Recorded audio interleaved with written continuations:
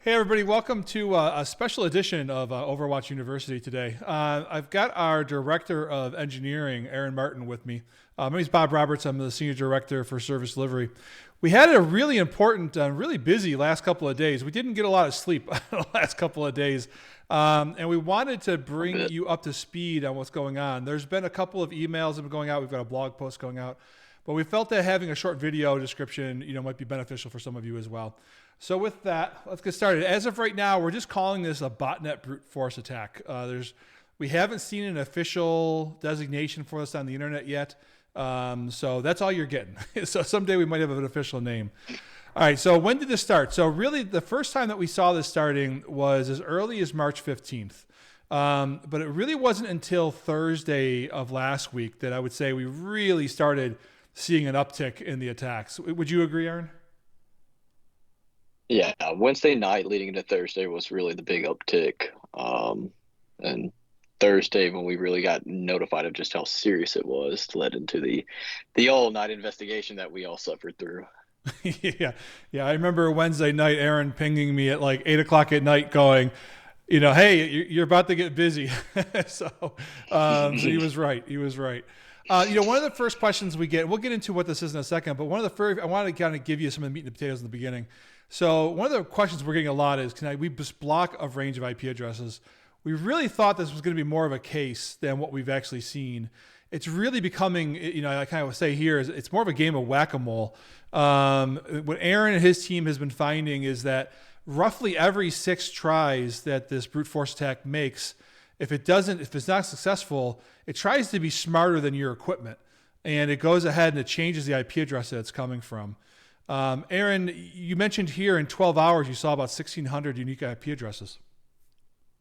From an individual customer too. So we think this botnet scale could potentially be one of the largest. The largest is a botnet called Mirai, which I believe was shut down late 2019, early 2020, and at its peak it hit 145,000 devices. Wow.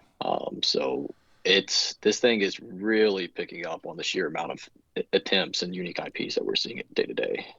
Yeah, so our recommendation right now is not to really try to block a specific range of IP addresses. If you're getting hammered, obviously, with one group of IP addresses, go ahead and block it. The concern is that if you try blocking everything, it's just going to be a constant ad. You're going to see constantly new IP addresses all the time.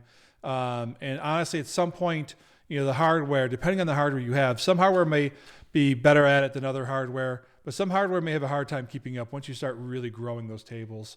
So we'll talk about a different strategy here in a little bit. So with that, Aaron, walk us through, what is the attack surface on this thing? So when we first noticed this, we thought it was SSL VPN. We were seeing a couple of different hits from like Cisco VPN or SonicWall VPN, and we were able to tie back the hits to the literal vpn.customerdomain.com. So for the most part, at the very beginning, that was predominantly everything. And then we quickly learned after another customer was exposed to this that they didn't even have SSL VPN. Um, After talking with some other colleagues in the field, they confirmed that as well. They were seeing it on their VPN sites. They were also seeing it on their actual web applications that had an authentication system. So it's wide on the amount of things it's trying to hit right now. Yeah, I think the important part here too is, this is relatively new in the industry. So given what we're hearing from our counterparts at small and large companies alike, we're assuming that there's some fairly big government investigations being done right now. So we will probably learn more about what the attack looks like on a broader scale. This is just what we're seeing it so far with the customers that we've had.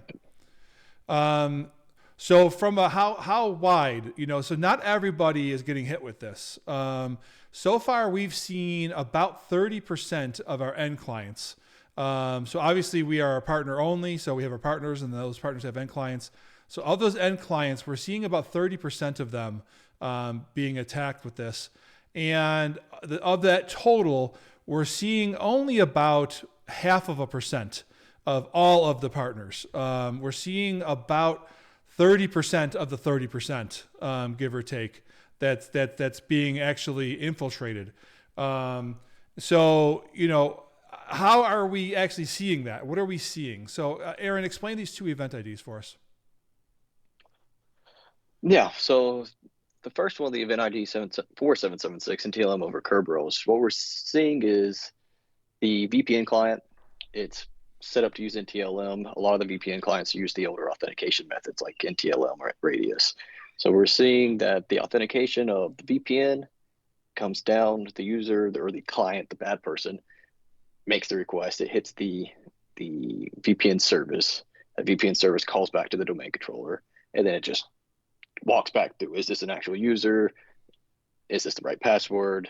So forth and so forth. Similarly with the Radius, but what we're seeing is a lot of authentication attempts from either fake accounts. So your typical dictionary attack, they're going to just try whatever they have loaded up.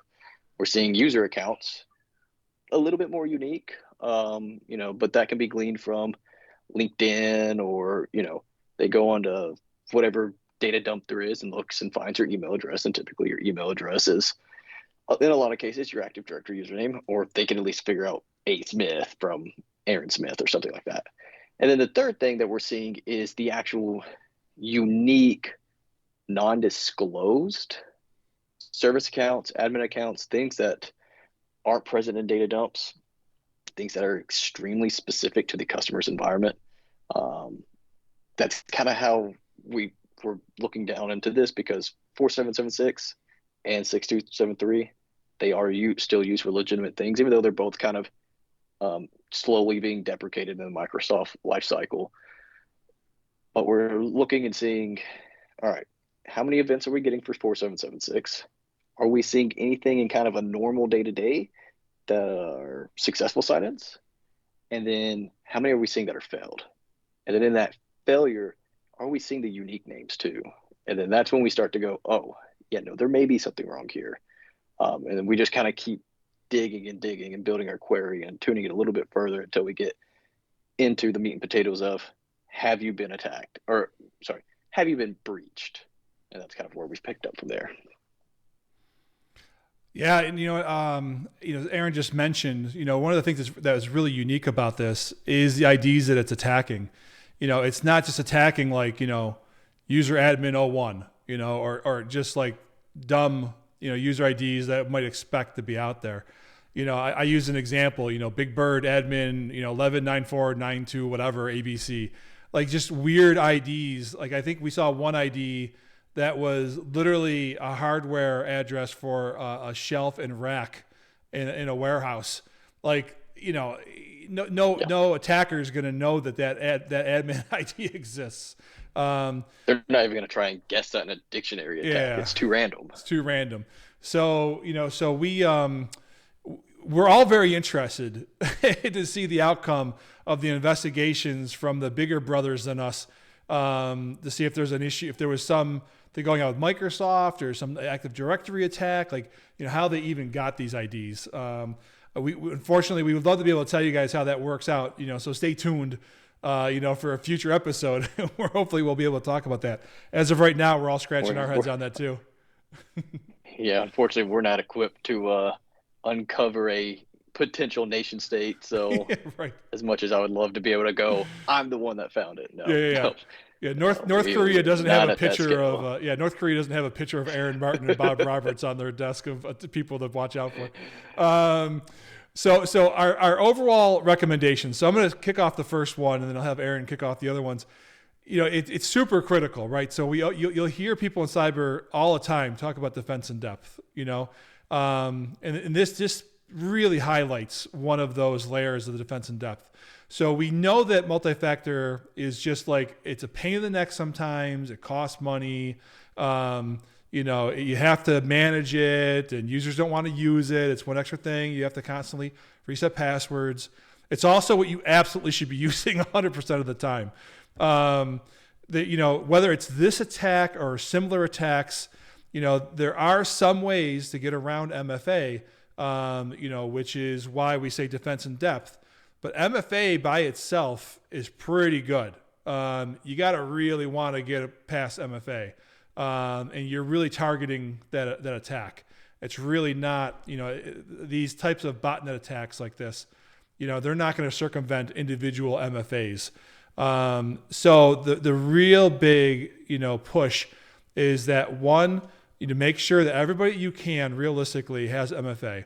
If it's an admin account or any type of privileged user account, you really should make it a policy that you have MFA at a minimum on them, if not everybody else. And then, also consider MFA just part of your defense in depth. I think the team here does a great job at Overwatch. We are multiple layers depending on the services you have with us. We can be multiple layers of that defense in depth, but there's some things that, a firewall is good for, that Active Directory is good for, good old fashioned network teams are good for. So these are all really important, but if you don't have MFA, it should be something you're looking strongly at. Aaron, why don't you take us to the next one? Limit public facing applications. Yeah. So whether it's SSL VPN, and one of our recommendations at the beginning was to actually turn down SSL VPN, at least the client portal. If you can take down the client portal, obviously the VPN piece of it still works. And so as long as you don't have any new users starting up anytime soon, you can just take that down and still function normally. But as far as the rest of it, anything else that is internet facing that has some sort of authentication measures, depending on obviously your company, this may be a little bit more difficult, but where you can limit those to trusted sources, whether that's the next step that we're about to talk about, geolocation. So whether you're making sure those applications are you can only access them in the US, or if specific customers, partners, things like that are going to access them, maybe you limit to their public IPs for a little bit as well, just to mitigate as much of that as you can. Okay. You can take the next one while I was already talking about it. Yeah, keep on going. I'll get to keep on going, and I'll finish up with the contact information one. Okay. So the other one, geolocation. If your company only does business in the US, you should only be allowing the US traffic. Obviously, we want to block the known bads, the Russias, the Chinas, the Brazils, and Ukraines of the world. Those should always be blocked. But best practice, block everything, limit only what you are expected to allow. If you're doing business in the US, if you're doing business with Canada or anything in, North America, allow those countries, block everything else. That is the safest way, or that is the most practical way of doing firewall security, in my opinion. And then the last one, monitor for abnormal activity. There's always going to be some things that we're not pulling that data in, that you still have that data. Whether that's maybe your web application, you have your own web application and you've got Apache or Tomcat logs that are going to your own server. Keep an eye on those, look for brute force attempts there. But anything else that you may have that Overwatch may not be monitoring, it's good to keep a crucial eye on those parts. But of course, Overwatch is exhaustively monitoring this right now. Bob was not kidding when we worked throughout the weekend, 24/7, sleeplessly. That's true. So I think from that part, and that is, we're going to continue monitoring, of course. We're not stopping this. Well, it's not our job. We're never going to stop this, but really be keeping an eye on this part. Yeah, and so my quick 10-second sales pitch to everybody out there, and then I'll stop, I promise. Overwatch, we have a 24/7 US-based only SOC. So, you don't have to worry about your data going overseas. You don't have to worry about, if this attack is coming from someplace else. On my last job, we had support staff in China, and those people were great. But you don't know, is your communication being monitored by the country that's actually helping to do the attack? You don't know. So we have a 24/7 US-based staff, and they truly are the value.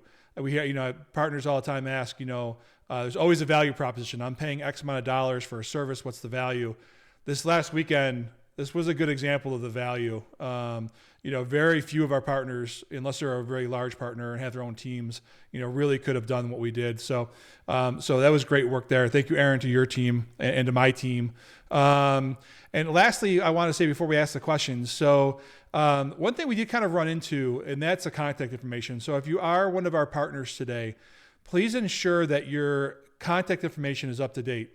More importantly, your after hours contact information. So when we're trying to call you at 2 a.m, we have a fairly decent chance of getting somebody. If the number is your office number and you're not at your office because you went home for the weekend, and something bad is happening, that's not good. We really need to be able to get a hold of you. Our SOC, we try to balance that, between calling somebody and sending a ticket. But when something really bad is happening, we're going to send the ticket, but we're going to try to call you, because my assumption is at 2 a.m, unless you're crazy, you're not looking at your ticketing system at 2 a.m. And if you are, I have a therapist. We can have you call them. Maybe you can get some help. But short of that, make sure, because we don't call that often, but when we do, it's usually pretty important. So please, if you're one of our partners today, please do check your contact information and get that updated. Let's see, Aaron, anything else that you've got for the fine folks? Be hyper vigilant and strap in, because it's not going away yet, or hopefully soon. But until someone like CISA puts out some more communications, or puts out any communications on what's going on, we're doing the best we can to track this and learn what we can from the data that we're seeing across the board. But like we joked about earlier, there are better people to deal with potential nation states than we are. So hopefully one of those fine, smart folk are able to track this down and put an end to it. Yeah, and Aaron and I have both heard from our respective partners around the industry. Aaron has a lot of the medium, small business type of contacts, so he's got a lot of them. I've got a handful, but my folks are more the enterprise level. And both sides, both the SMB and the enterprise markets, were both fighting through this. And we were both hearing quite a few 3-letter acronym government agencies that were involved as well. Yeah. So we're expecting this to be something that's discussed pretty heavily in the next couple of weeks. We're kind of actually surprised we're not hearing more about it right now. But with that, I think we're going to wrap up. If any of you watching this have any questions or concerns, if you're an existing partner, you should have our contact for the SOC. Again, 24/7. You can always reach out to us there. We're always going to get somebody there. I didn't want to put that phone number in this video because this video may be watched with people who aren't our partners. However, if you're watching this video and you're like, hey, I'm doing this myself for my company and I have no idea what's going on. It's just me, myself, and I that's responsible for this.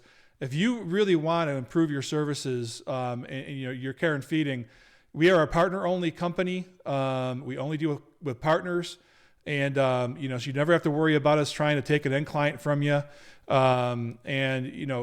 Feel free to reach out to us. We'll let you know what we can offer you, that you can offer your end clients. Or if you're an end client, you're not a partner, let us know if you're interested, and we'll hook you up with a partner. Probably we'll hook you up with a couple partners. You can find somebody that's in your area that you might work well with. You can come into us that way. So reach out to us. And with that, I think we're going to wrap up. Aaron, thanks so much for your time. We'll talk to you soon.